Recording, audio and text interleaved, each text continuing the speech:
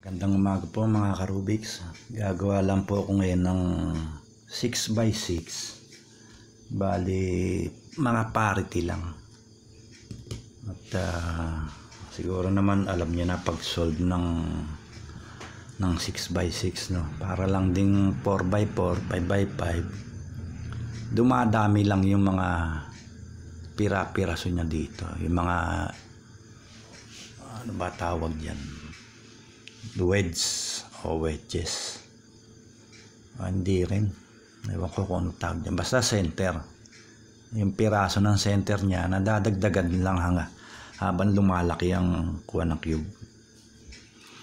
Okay. Papakita ko muna sa inyo itong parity na to na magkasalisi. Itong party na to, itong piraso na to, dapat dito. Dito. Ang algorithms niya, pagka nakaharap siya sa kanan, ang gagamitin nyo, L prime, U2, L prime, U2, F2, L prime, F2, R, U2, R prime,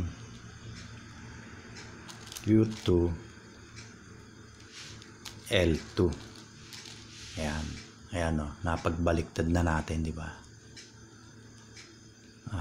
Ito naman, ito yung parity na karamihan nangyayari sa taas na. Ang kuwan niya lang dito, ang algorithms naman niya, dalawa sabay. R2, B2, ayan, U2, L, U2, R prime, U2, R, U2, F2, R, F2, L prime, B2, R2. Ayan, ibaliktad na natin. Sa ano yun na minsan, karamihan yata sa last layer yun. Tapos ito naman, ganun din. Yun lang din ang algorithms na gagamitin natin. R2, B2, U2, L, U2, R prime, U2, R, U2, F2, R, F2, L prime, B2, R2. Yan o. Ito parehas lang din naman nun, kaya lang para bang maiba lang, pwedeng dito kayo magano, kaya lang parang no, hindi, papakita ko lang, wala namang maiba lang, no.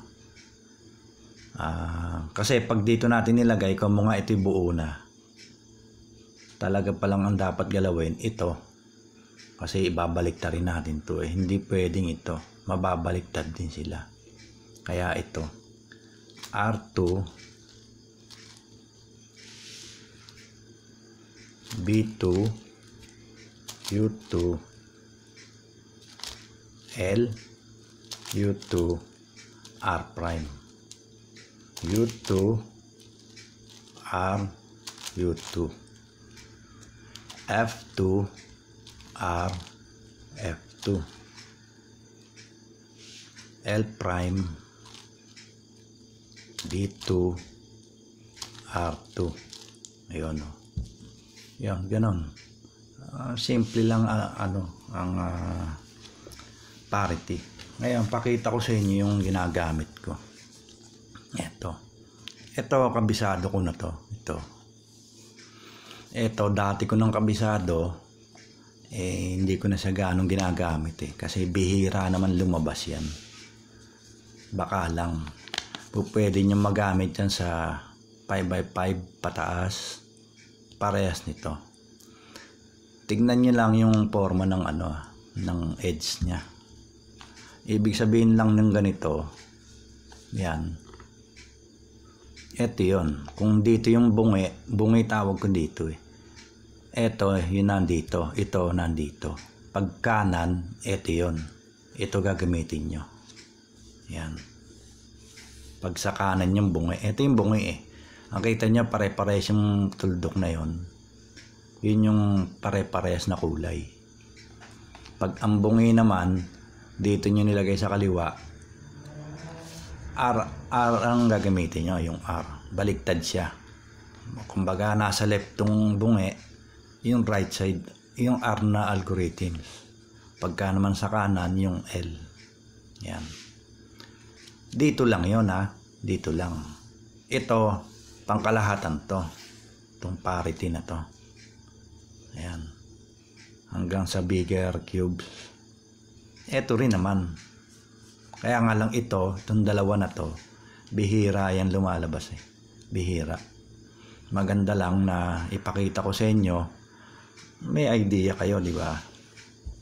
Kung sakaling naggagawa kayo ng mga bigger cubes Paano mga ka-Rubik's at maraming salamat po. Sana naintindihan nyo itong tinuro kong parity. Hindi naman ganong importante kasi ang in ngayon 3x3, di ba? Pero depende rin. Okay. Paano mga Rubik's at sa mga nag-subscribe, maraming salamat po at patuloy po tayo mag-ingat dahil hindi pa naman tapos ang COVID na yan kahit dito. Pero mababa na kasi dito sa Italy. At sana nga patuloy nang mawala yan buong mundo. Pati dyan sa atin talagang maraming pinatigil yung COVID na yan. Manalangin lang tayo at maraming salamat po. Ate Baby, shoutout sa'yo. California. Sige po mga ka-Rubik's at sa susunod po ulit. Maraming salamat.